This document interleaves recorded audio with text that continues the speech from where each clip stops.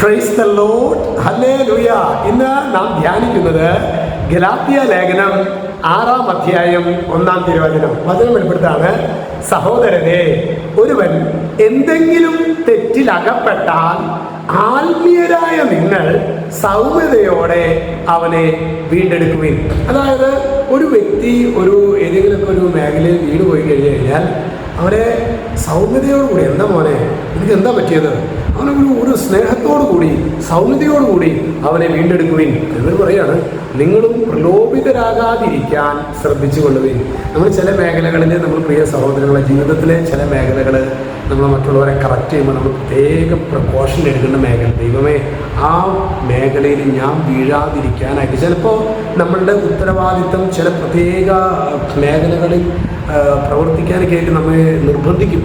അപ്പോൾ നമുക്കൊരു ആത്മവിശ്വാസം, ദൈവമേ ഈ മേഖലയിൽ എനിക്ക് വീഴ്ചകളുണ്ടല്ലോ കർത്താവേ എന്ന് കണ്ടു കഴിഞ്ഞാൽ നമ്മൾ ആത്മാർത്ഥമായിട്ട് നമ്മളെ തന്നെ പ്രൊട്ടക്റ്റ് ചെയ്ത് പ്രാർത്ഥിച്ച് ഈശോയുടെ തിരുരക്തം കൊണ്ട് കഴുകണമേ എന്ന് പറഞ്ഞ് പ്രാർത്ഥിച്ചിട്ട് വേണം ആ മേഖലയിലേക്ക് നമ്മൾ ഇറങ്ങിത്തിരിക്കുക.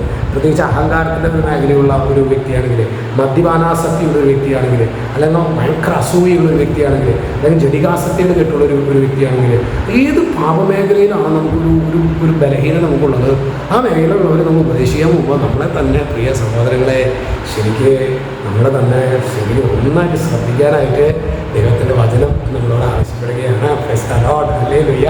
അപ്പോൾ ദൈവമേ, ഞങ്ങൾക്ക് ഞങ്ങളുടെ ചുമതലകൾ നിർവഹിക്കേണ്ട സമയങ്ങളിലൊക്കെ യേശുവെ, ഞങ്ങൾക്ക് കുറവുകളും പോരായ്മകളൊക്കെ ഉണ്ടെങ്കിൽ അങ്ങയിൽ ആശ്രയിച്ചുകൊണ്ട് ഞങ്ങൾ ഉത്തരവാദിത്തങ്ങൾ ചെയ്യുവാനായിട്ട് ഞങ്ങളെ സഹായിക്കണമേ. ഈശോ എല്ലാവരെയും സമൃദ്ധമായിട്ട് അനുഗ്രഹിക്കട്ടെ. യേശു ക്രിസ്തുവിൻ്റെ നാമത്തിൽ ആശീർവദിക്കുന്നു, ഇപ്പോഴും എപ്പോഴും എന്നേക്കും. ആമേൻ.